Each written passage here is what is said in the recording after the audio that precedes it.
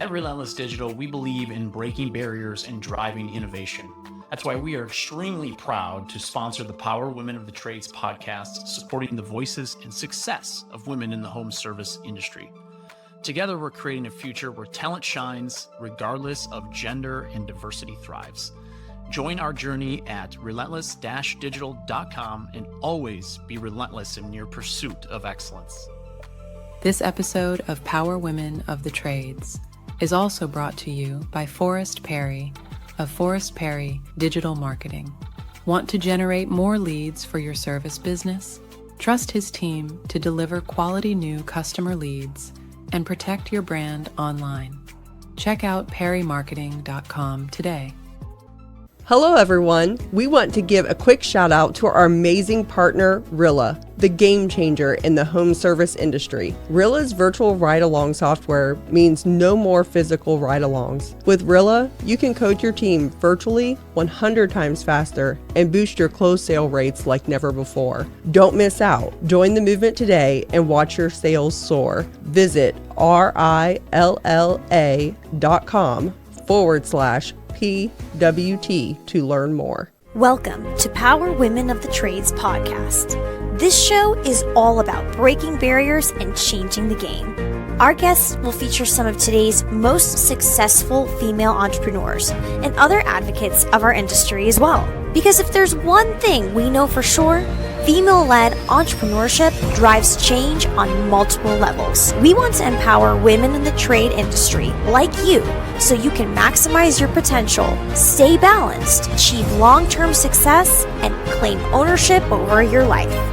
Let's get started. Right. So Kaylee and I have been building 2025's plan, and we are ahead, right? We're worried about right now, January's weather and what's happening in January because it's cold and we got that figured out. But we're already working on February and March. Okay. So because we're planning, we know how many calls we should have. We're doing those things. And that took a lot of years and a lot of work to figure that out. But when we start slowing down or there's an unexpected curve, I think that one of the mistakes I used to make, and I still will catch myself thinking about this, you're the marketing company, just tell me what to do. You do know what to do, right? But you don't know what is going to actually work in quality right now because you're not coming to our house with us. You know the things that are working, but if we have something going on right now, for example, an offer, everyone does the free furnace in February, right? That's free furnace February. Guess what quality's not doing in February? Because everyone freaking does it. So we've got a different plan, right? Because we know I need to be able to say where the mistake that I had before was, Josh, just fix it for me. Josh, I just need to hire someone that tells me what to offer. Well, you're not going to all of our customers' houses with us, and if we're going to 60 houses a day, Kaylee has to be able to have the feedback to go to Josh and say, hey, Josh, what we're doing right now is not working and we need to make a change. And here's why. And we, like you said, we come to you and are here's what we think we need to do. And we utilize your expertise and stuff of wait, no, Cassie, we've tried that somewhere else, or no, whatever. But if you just want someone to just do the marketing for you and put it on coast, I don't know that any marketing company is that's not in your best interest with anybody. No, I think you're right. It's more of a collaboration. Mm-hmm. You need to take the expertise from your marketing company combined with what you know about your own business and your demographic and come up with a plan that's going to work. So I come from a corporate mindset. And so that's what I was expecting. Every time I hired a marketing company, and again, maybe I was just dumb and naive, I was expecting okay, February 1st, someone's going to send me a thing and be okay, you're offering a $69 tune-up and you're doing this and this and this and this. And that's not what happened, right? Because they don't live here with you. And they also don't know what your technicians are going to be capable or comfortable offering. We had a conversation about that this morning. We had to make some changes on our price, and what we need to change to and what we are going to change to are kind of different right now because our technician has to understand it. And so can you imagine if you just had some random person, you get the memo and the team's hey, we're going to offer this month, and they don't understand why. You just have someone else directing the ship for you. Yeah. Crazy. And to your point, so not only do we not, the market I was from was an extremely conservative area. We have clients in LA LA or around LA. Like that's a totally different market, a different demographic. And not only that, like if we don't know how well your technicians perform on a $49 tune-up, it's probably not a good idea to run a $49 tune-up because they're not going to be able to convert it. And you're going to have a whole bunch of $51 and whatever change checks and credit card fees.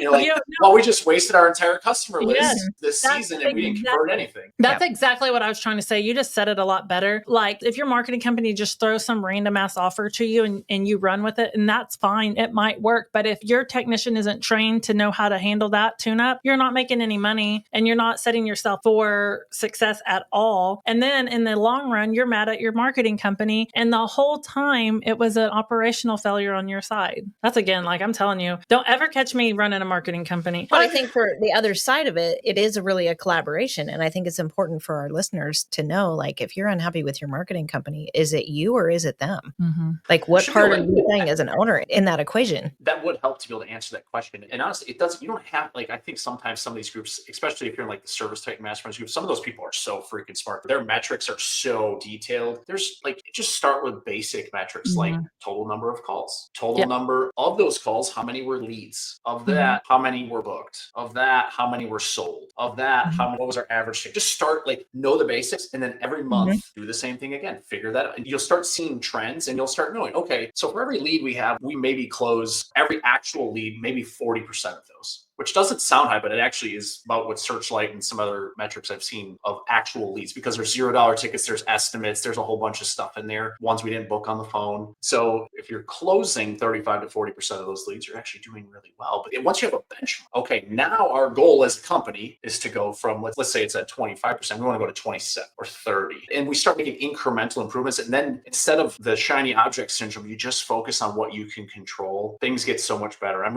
doing 75 hard right now. That's right. A couple times I've pulled my jug over here because I have to drink a gallon of water a day and do a bunch of other stuff. But I'm reading 10 pages of nonfiction a day. It's forcing me to get a bunch of books get into a bunch of books that I wanted to, but I always find an excuse not to read. I always find something else to do. TikTok. TikTok and Facebook Reels and all that stuff is terrible. But I'm reading Who Not How, and it's reinforcing because Who Not How is a great book. It's a collaboration between Ben Hardy and Dan Sullivan. And yes, I could go learn that thing. Like I see people like, well, I could just use AI and I could start probably figure out SEO, or I could figure out Facebook ads. I'm like, and these companies, the ones I saw today were like $500,000 companies. So it's probably them and maybe one other person. And I'm sitting here, I'm like, is that really the best use of your time? Because if you're going to do that, something else is going to suffer. That goes back to hiring people smarter than you to do the things that you're not good at. Because if you try to be a jack of all trades. Because a $500,000 company doesn't know how to operate yet. Even if you came from a company. That's my point. Yeah. Yep. It's such a rabbit hole, Josh. That's why I get so passionate on the internet sometimes. On the Facebook post, and someone's like, are you sure? Are you whatever? And I'm like, guys, there's so much context missing in Facebook posts. There's so much bad advice. I think people had fun with that when I posted. You were commenting on it. It was about blanket advice for people. It's somebody gives their scenario. Someone in the comments says, well, you need to be spending blank percentage. They didn't ask any questions. They don't understand any of their conversion metrics. They don't understand anything about the business. Sure, there are companies spending big numbers on a percentage on marketing, but they also do it strategically because they want to grow, or they need to, whatever the reason. If you don't know anything about the business, that's just terrible advice, because people are going to look at their thing like, how in the world is someone spending 15% of their revenue on marketing, but they don't have their pricing dialed in. They don't know their phone conversion rate. They don't know anything. And they're just like throwing numbers out there. Here's my problem with posts like that is, and not yours, because I commented and then I was like, I bet I need to message Josh and tell him I'm not coming at him because it wasn't you at all. My problem with posts like that is of that guy's blanket post, but then some of the comments in between is, well, yeah, because no one spends that. No, yes, they do. Okay. But where's the context of when they do? Okay. And that's what's missing so often is you do have these under 1 million companies or under 5 million companies who get stuck in their head of no one does that. Yes, they do, but when? Okay. Yes, they do, but when? That needs to be the question. Or sometimes, or for this little period. We did that to get here. Yeah. That's the context that's missing sometimes. And so, yeah, the guy that comes off and is like, you need to do this. It's like so far off in the realm. And then like, where was that money going to go? Like, what was the plan for that specifically? And then are they operationally sound to be able to do that? Probably not. And there's so many variables there. But what happens is someone takes one piece that's going to be their soapbox, their new shiny object to push, and there's a whole freaking lot of context missing.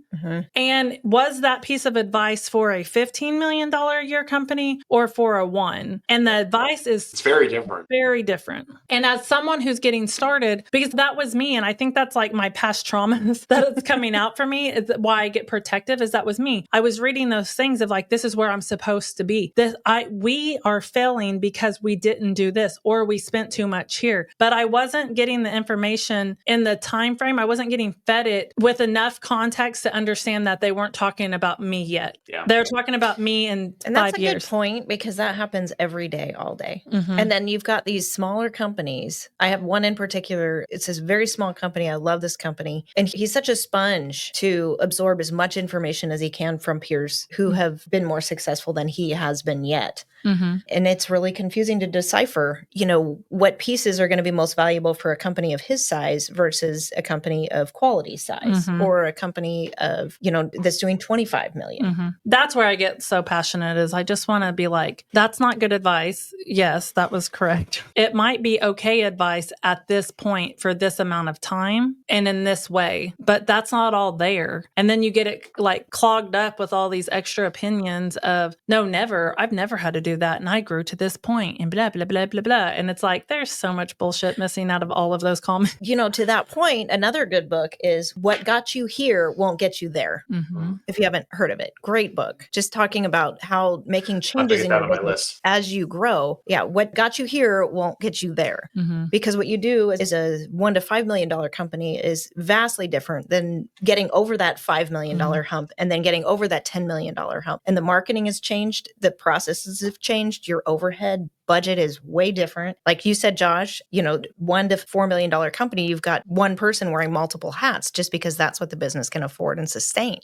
When you get to be 12, 15 million, managers in place and, just starting to build this foundation of a company that can take on more and more. And the bigger you get and the faster you grow, the easier it gets because you start getting those pieces in place. That's what takes the time, is to build that foundation for smaller business and to be able to get through it. I mean, I remember at Sky, when we were really small company, trying to get over that $5 million hump. And we had one dispatcher who also answered the phone. And I just remember thinking to myself, like 2 summers in a row, God, if we lost her, we'd be screwed. It's not a good position to even be thinking about, like, because if that day comes, it's like the pit of your stomach, everything. Like, because I'm a CFO by trade, and I'm always looking at worst case scenario. I'm like, okay, what is the worst thing that could happen, and how are we going to handle this and pivot if it does? And when Sky was a small company, every summer I'm like, oh, please, nobody get sick, nobody get hurt, please, everybody stay. How are we going to make it through? And as we got bigger and bigger and bigger, it became easier because we had multiple dispatchers,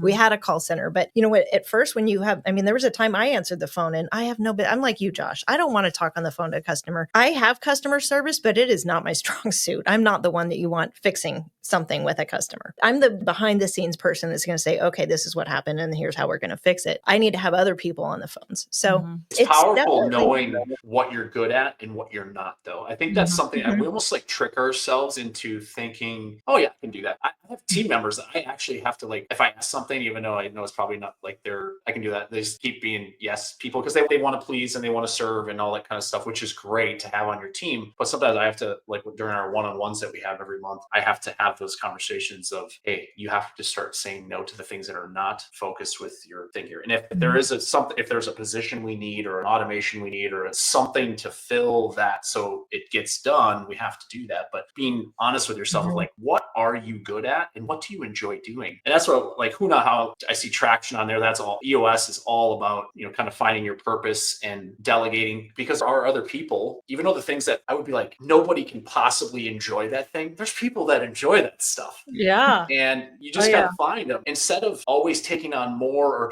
There's always two thoughts, right? You can be growth minded or you can decide to scale back and do everything yourself. We're a marketing company and I have like 5 different vendors myself for different things. I have one to write my emails. Yeah. People are like, you don't write your own email? No, I don't. You're right. I give context to it, but to sit there and write the perfect email, I'm going to totally overanalyze it. And I used to try to do it and I'd spend like 2 hours trying to come up with the perfect email. And this was before ChatGPT and everything. Did you put too many exclamation points? Yeah. What did you the punctuation is wrong. I spelled something wrong. Most businesses' online presence is boring. And by being boring, they're losing out on potential sales and customers. Being interesting and exciting is what draws customers in and gets them to buy from you. But it's hard to be interesting online when you're focused on running your business and taking care of your customers. It doesn't have to be this way. We have the key to unlocking the solution to your problem. Kee Hart Marketing can help take your business from boring to brilliant on social media. We can vouch for them. They run our podcast socials. If you want to have a strong social media presence that allows customers to know, like, and trust you, connect with Kee Hart Marketing at keehartmarketing.com.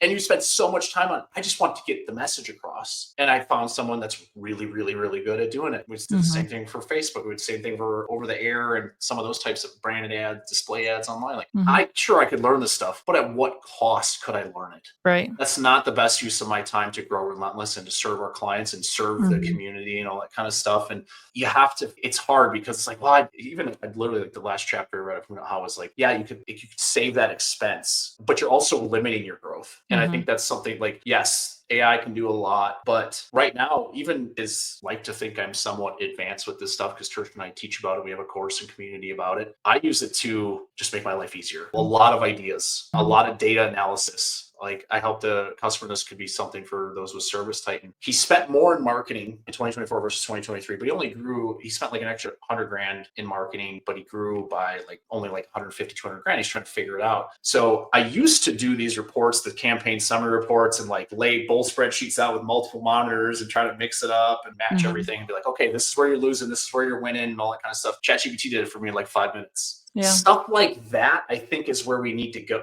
Enhance the capabilities of the humans first. Because I promise you, OpenAI will probably try to replace most of us at some point. There was already a Twitter thing or some podcast Sam Altman was on recently where he's already thinking that in 2025, we're going to have artificial general intelligence this year. AGI is the acronym, which essentially like a robot that can actually think kind of like a general person would, which is scary. Right. That's why even us, we have an AI call analysis tool that Church and I are building to help put the data right at the fingertips of contractors of which agents are performing well, which aren't, which objections are they struggling with, what's the overall booking rate, what does that all mean for your business so you can fix it quickly. Right. And I think that's where enhance what we have for humans, because that team, our call tagging team, obviously they're going to need something else to do. I'm already okay, we got a lot of other things that need to get done. We will transition them to learn a new skill and do something else, because I don't look at technology like that as we can replace people. Let's get rid of some of the monotonous stuff that we can automate and let's figure out how we can make something else better. So Josh, I always have an opinion about a lot of things. I keep saying that, but I had a pretty strong opinion about AI for a while of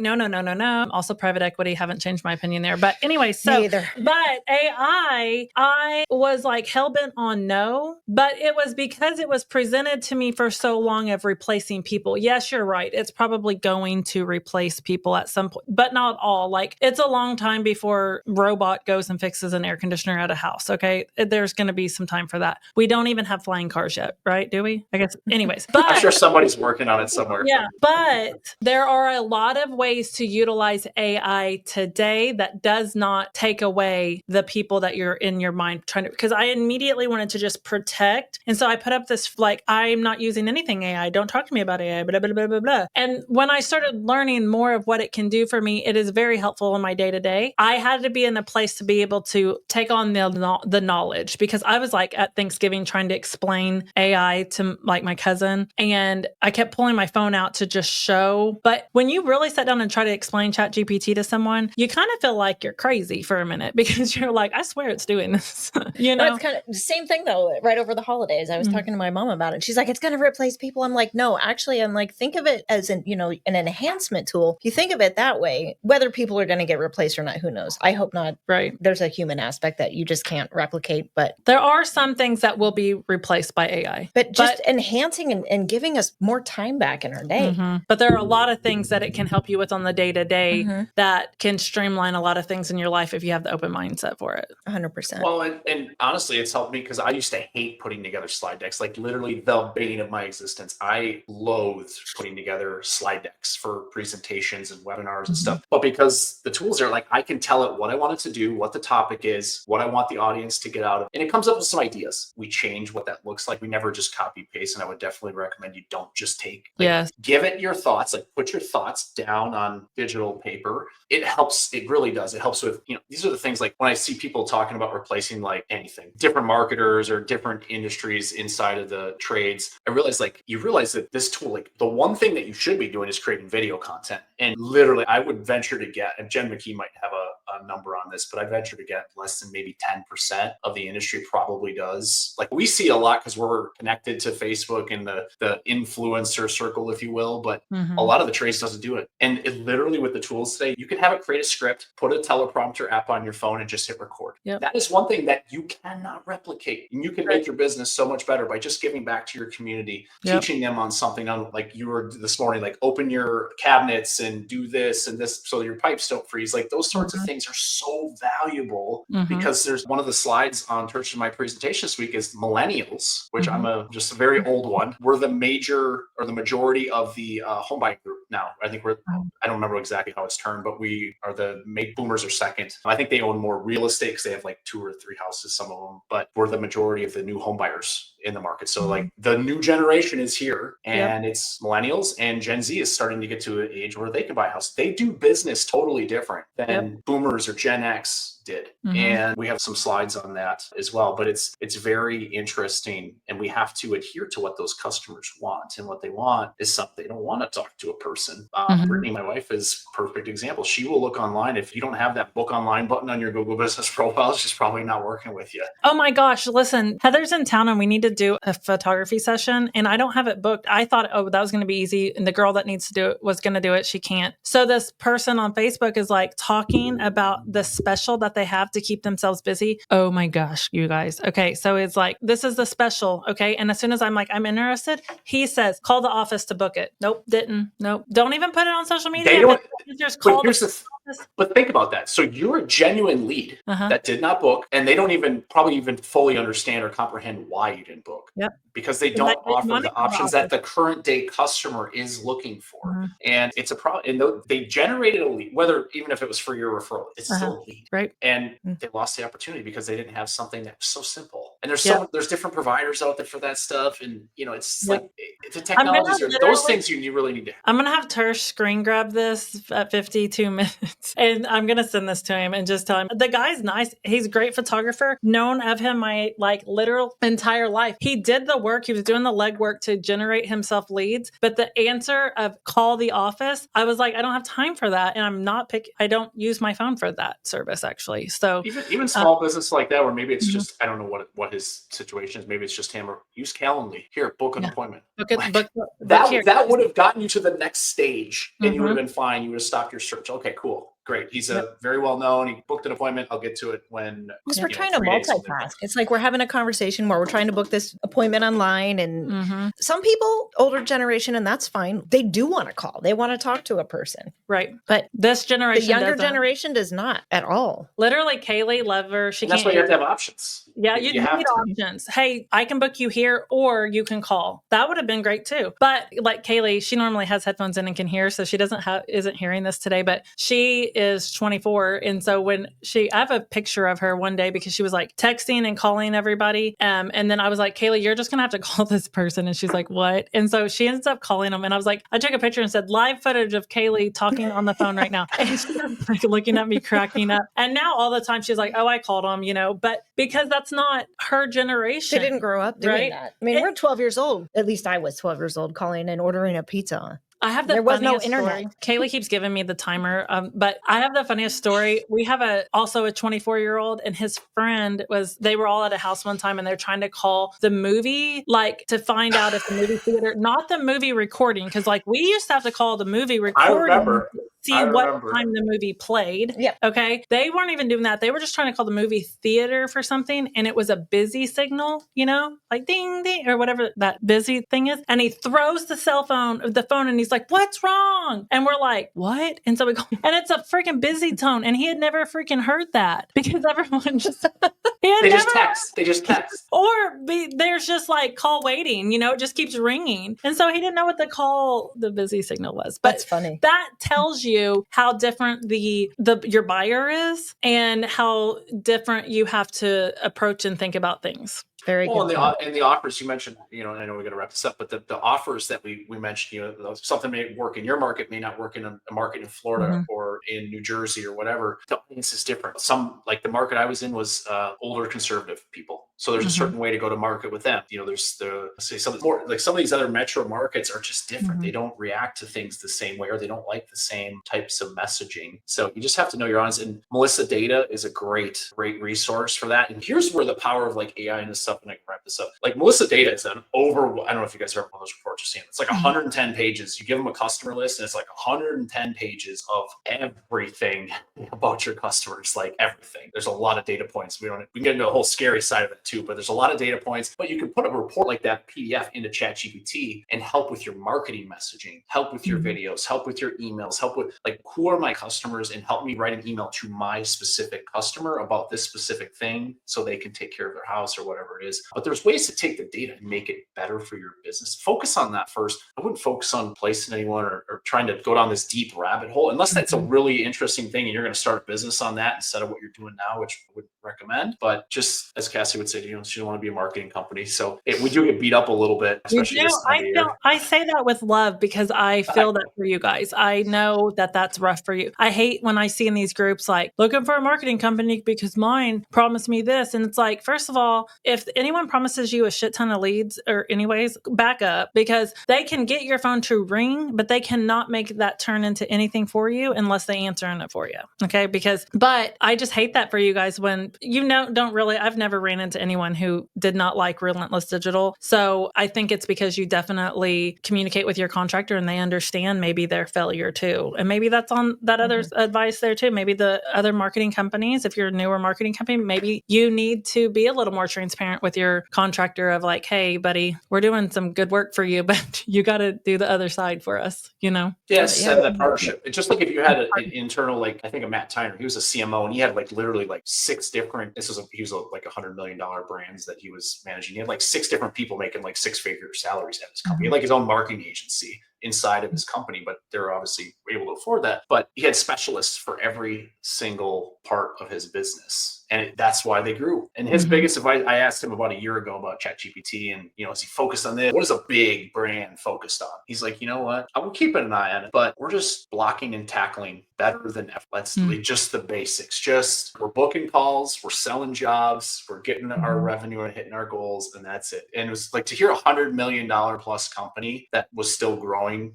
It's like, okay, all right. Yeah. A lot of shiny objects, honing in on like the 2 or 3 things my business is struggling with, fix those, then move on with something else. And another piece of advice on that is, like you said, all the shiny objects, think about what you can take on, ask for advice, and be willing to take the constructive criticism or the feedback of like, hold on, not never, but not now, maybe, It's not an instant solution. Yeah. There has to be strategy on both sides to it with a conversation. So in 2025, don't get so distracted by the shiny things. Focus on some of the basics, block and tackle. I love that. I love Matt Tyner. And if you're looking for a great digital company, Relentless, hands down, as that quality heating, cooling, plumbing, and electric in Tulsa, Oklahoma uses them, has for 3 years. Huge fans, us here at Power Women of the Trades. Nobody knows the Google map better than Josh Crouch, stand firm, SEO. And we are big fans, Josh. We appreciate you still, again, like I said earlier, for everything that you've done for us and for the podcast. And can't wait to spend some time with y'all wherever we'll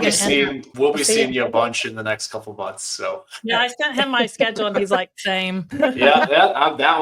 that one. Yeah, we'll see you. Well, thanks, Josh. And we'll make sure to leave how to contact Josh in the show notes. And for sure, you can contact them on Facebook, LinkedIn, Relentless Digital. As always, message Heather or I if you'd like us to make a connection for you. And thanks for listening. Thank you, guys. Thanks, Josh. This has been Power Women of the Trades. Like what you hear so far? Leave us a review at Apple. And make sure to listen to our other episodes wherever you enjoy listening to your podcasts. Thanks for listening, and we'll catch you on the next one.